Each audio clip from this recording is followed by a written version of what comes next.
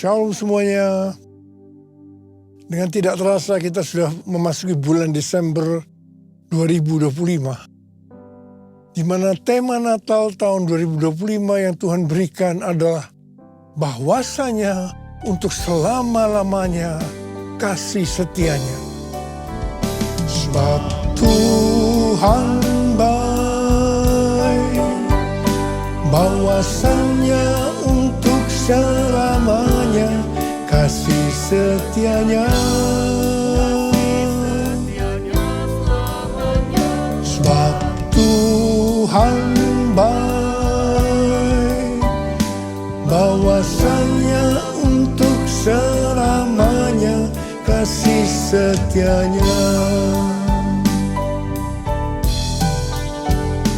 Bahwasanya untuk selamanya, bahwasanya untuk selamanya, bahwasanya untuk selamanya kasih setianya.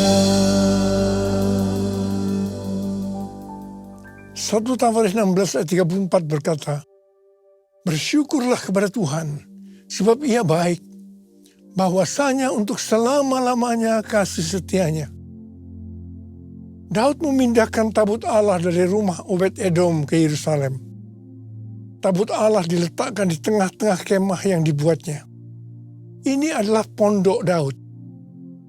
Daud menempatkan para pelayan di hadapan tabut Tuhan untuk memasyurkan nama Tuhan dan menyanyikan syukur dan puji-pujian baginya. Bersama dengan para pelayan itu, Daud menyanyikan, bersyukurlah kepada Tuhan, sebab Ia baik, bahwasanya untuk selama-lamanya kasih setianya.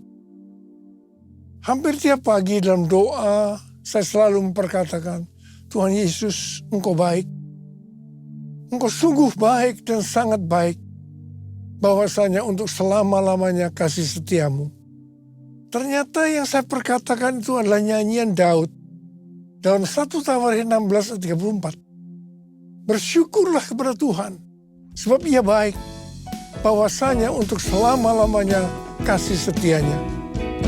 Bersyukurlah kepada Tuhan, sebab Dia baik, bahwasanya untuk selamanya kasih setianya. Bersyukurlah kepada Tuhan, sebab Dia baik, bahwasanya untuk selamanya, bahwasanya untuk selamanya, bahwasanya untuk selamanya kasih setianya.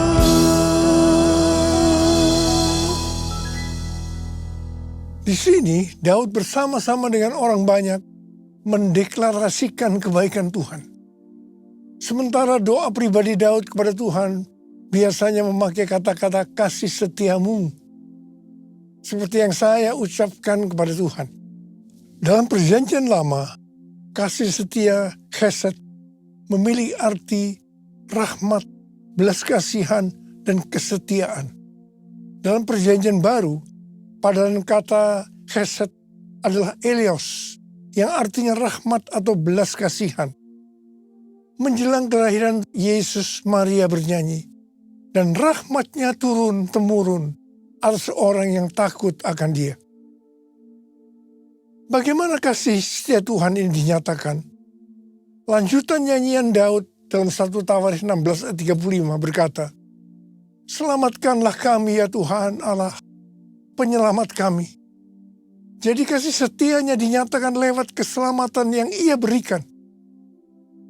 Dalam perayaan Natal ini, kita dapat sungguh-sungguh merasakan kasih setianya lewat kelahiran Juru Selamat Yesus Sang Mesias.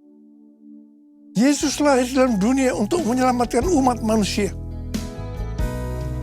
Betapa besar kasih-Mu Allahku, sehingga Kau berikan Yesus padaku, supaya aku tidak binasa, melainkan beroleh hidup yang kekal.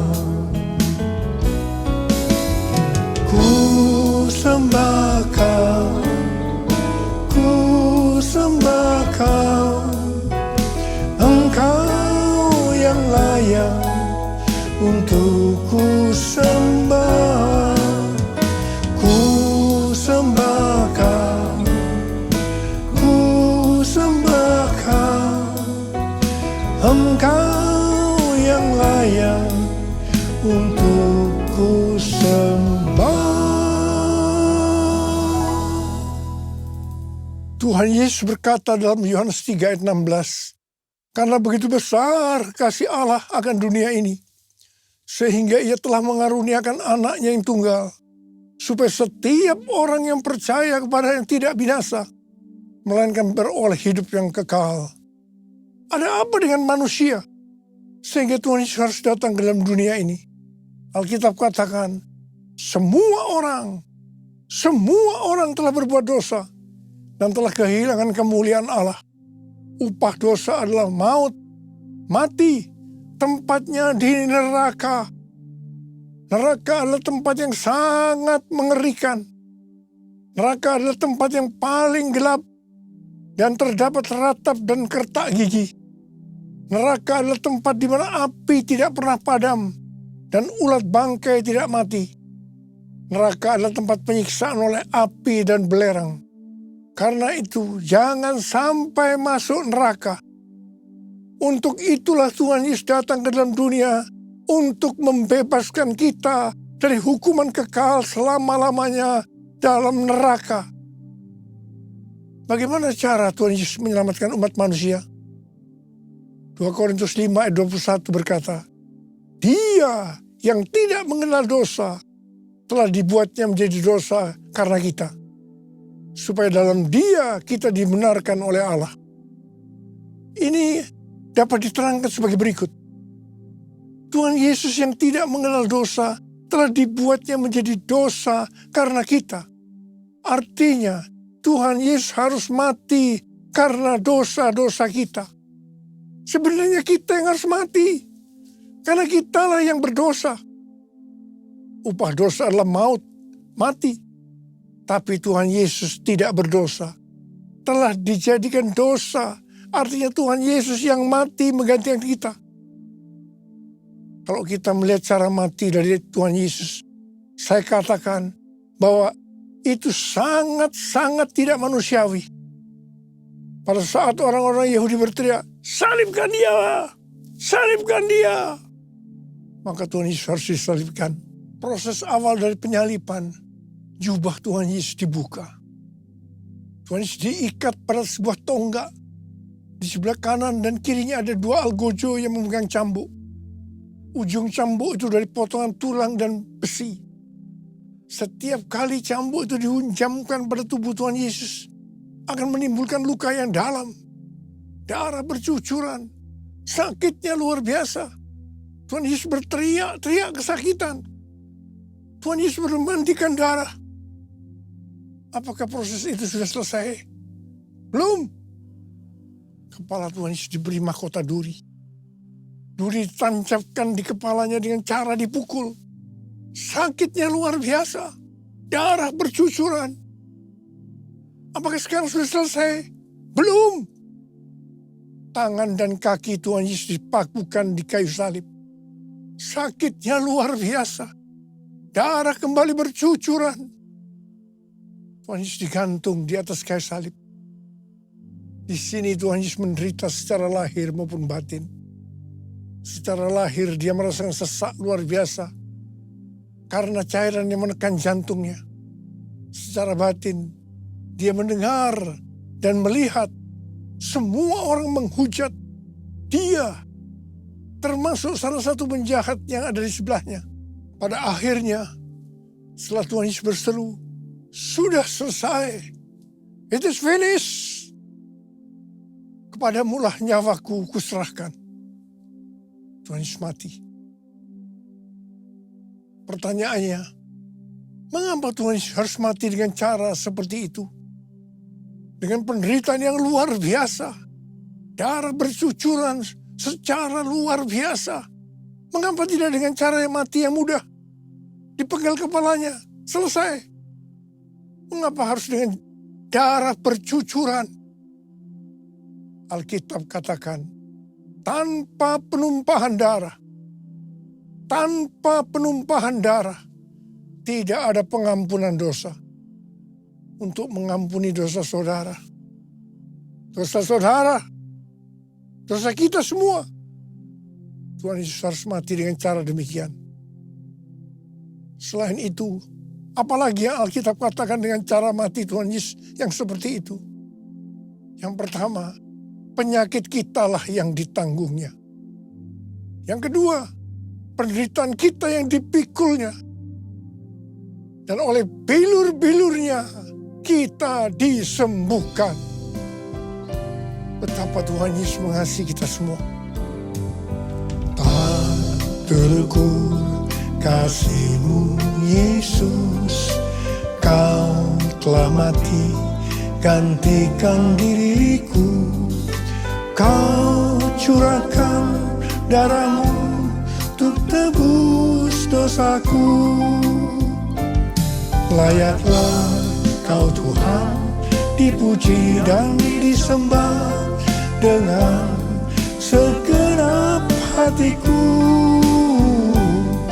Layaklah Kau Tuhan dipuji dan disembah dengan segenap jiwa ragaku. Dengan segenap jiwa ragaku. Dengan segenap jiwa ragaku. Kita mengenal ada 3 tahap proses keselamatan. Tahap pertama adalah pembenaran, justification. Kita dibenarkan bukan karena perbuatan baik kita, tetapi karena kasih karunia Tuhan yang kita responi dengan iman. Pada tahap ini, setelah kita bertobat dan menerima Tuhan Yesus sebagai Juru Selamat, kita akan mengalami kelahiran baru. Kelahiran baru adalah proses awal perjalanan rohani kita bersama Tuhan Yesus. Tahap yang kedua dari proses keselamatan adalah pengudusan, sanctification. Dalam proses ini, kita dikuduskan secara terus-menerus melalui Roh Kudus dan firman Allah. Dalam proses ini kita bisa saja jatuh atau mengalami kegagalan. Yang penting, kita jangan berhenti, tapi harus bangkit dan terus maju. Pertobatan adalah kunci untuk kita bisa maju. Goal dari proses pengudusan ini adalah menjadikan kita serupa dengan gambarnya. Roma 8 ayat 29 berkata, sebab semua orang yang dipilihnya dari semula, mereka juga ditentukannya dari semula untuk menjadi serupa dengan gambar anaknya, supaya ia, anaknya itu, menjadi yang sulung di antara banyak saudara. Ini berarti goal kita sebagai orang Kristen adalah menjadi serupa dengan gambarnya. Untuk menjadi serupa dengan gambarnya, maka sesuai dengan 1 Yohanes 2 ayat 6 yang berkata, barang siapa mengatakan bahwa ia ada di dalam dia, ia wajib hidup sama seperti Kristus telah hidup. Karena kita hidup sama seperti Kristus telah hidup, maka kita akan menjadi serupa dengan gambarnya. Menjadi serupa dengan gambarnya artinya menjadi murid Tuhan Yesus. Tahap ketiga dari proses keselamatan adalah pemuliaan, glorification. Kita yang menjadi serupa dengan gambarnya, yaitu murid. Pada saat Tuhan Yesus datang di awan-awan untuk menjemput gerejanya, kita akan menerima tubuh yang baru. yang dikenal dengan tubuh kemuliaan. Dan setelah itu kita akan diangkat bersama-sama untuk bertemu dengan Yesus Kristus di awan-awan. Setelah itu kita akan masuk surga dan akan bersama-sama dengan Tuhan Yesus selama-lamanya. Haleluya. Pesan Tuhan Yesus kepada kita, tetaplah kerjakan keselamatanmu dengan takut dan gentar. Kita akan melihat kasih setia Tuhan Yesus yang ditujukan kepada jemaat di Philadelphia. Wahyu 3 ayat 8 berkata, aku tahu segala pekerjaanmu. Lihatlah, aku telah membuka pintu bagimu yang tidak dapat ditutup oleh seorang pun. Aku tahu bahwa kekuatanmu tidak seberapa, namun engkau menuruti firman-Ku dan engkau tidak menyangkal namaku. Tuhan Yesus memberikan janji kepada jemaat di Philadelphia. Aku telah membuka pintu bagimu yang tidak dapat ditutup oleh siapapun. Artinya, kalau Tuhan Yesus membuka jalan, tidak ada kuasa manusia, masalah atau keadaan apapun yang dapat menutupnya. Tuhan berdaulat atas setiap pintu dalam kehidupan kita. Pintu pelayanan, pintu kesempatan, pintu berkat, bahkan pintu kemenangan. Janji ini juga untuk kita yang menuruti firman-Nya dan yang tidak menyangkal namanya, sekalipun kekuatan kita tidak seberapa menurut ukuran dunia. Firman Tuhan yang harus kita perhatikan, yang terdapat dalam Markus 12 ayat 30-31. Kasihilah Tuhan Allahmu dengan segenap hatimu, dan dengan segenap jiwamu, dan dengan segenap akal budimu, dan dengan segenap kekuatanmu. Perintah yang kedua ialah, kasihilah sesamamu manusia seperti dirimu sendiri. Tidak ada perintah lain yang lebih utama daripada kedua perintah ini. Yang kedua, firman Tuhan yang harus kita perhatikan terdapat dalam Roma 8 ayat 29 yang mengingatkan bahwa goal kita sebagai orang percaya itu adalah menjadi serupa dengan gambar Yesus, yang artinya menjadi murid Tuhan Yesus. Yang ketiga, firman Tuhan yang harus kita perhatikan terdapat dalam Matius 28 ayat 18 sampai dengan 20 yang berkata, Yesus mendekati mereka dan berkata, kepadaku telah diberikan segala kuasa di sorga dan di bumi. Karena itu pergilah, jadikanlah semua bangsa muridku, dan baptislah mereka dalam nama Bapa dan Anak dan Roh Kudus, dan ajarlah mereka melakukan segala sesuatu yang telah kuperintahkan kepadamu. Ketahuilah, aku menyertai kamu senantiasa sampai akhir zaman. Kita sebagai murid Tuhan Yesus diberi tugas utama untuk memuridkan orang lain tanpa melihat profesi kita. Artinya, kita harus menyelesaikan amanat agung. Banyak aliran kekristenan yang mendapatkan bahwa goal untuk menyelesaikan amanat agung adalah tahun 2033. Yang keempat, firman Tuhan yang harus kita perhatikan adalah yang terdapat dalam Wahyu 2 ayat 10 yang berkata, hendaklah engkau setia sampai mati, dan aku akan mengaruniakan kepadamu mahkota kehidupan. Kesetiaan kepada Tuhan tidak diukur dari lamanya kita menjadi orang percaya, melainkan dari keteguhan hati untuk tetap taat pada waktu kita dalam menghadapi masalah. Tuhan tidak mencari orang yang hebat, tetapi yang setia sampai akhir. Setia berarti tetap berdoa meskipun belum dijawab, tetap melayani walaupun lelah, dan tetap percaya meskipun jalan belum terbuka. Yesus memberi teladan dengan taat sampai mati di kayu salib. Kesetiaan yang membawa kepada kemenangan. Karena itu jangan goyah. Tuhan yang mengasihi kita adalah setia. Dan Ia telah menyediakan mahkota kehidupan bagi yang bertahan sampai akhir. Mari kita buktikan kesetiaan itu melalui doa, pelayanan, dan kasih setiap hari.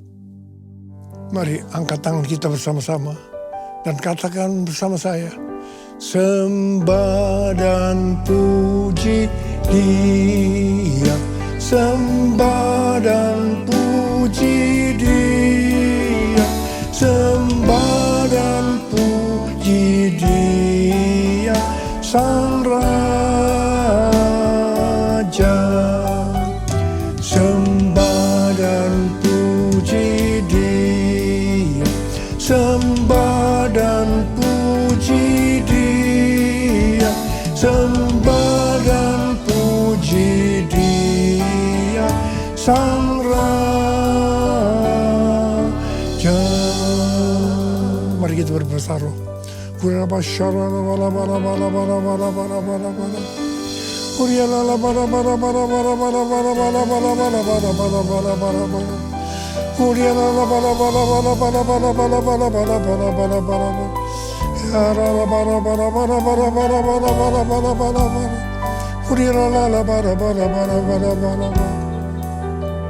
Kamu berdoa buat anak-anakmu semua, Tuhan.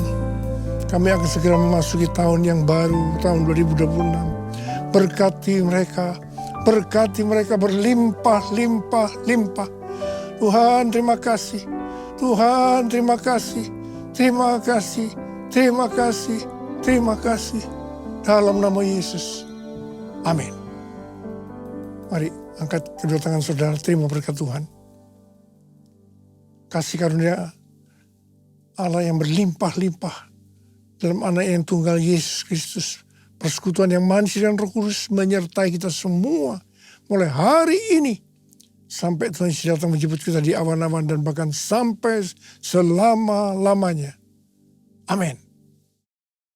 Saya mengucapkan selamat Hari Natal tahun 2025. Tuhan Yesus memberkati berlimpah-limpah-limpah. Amin.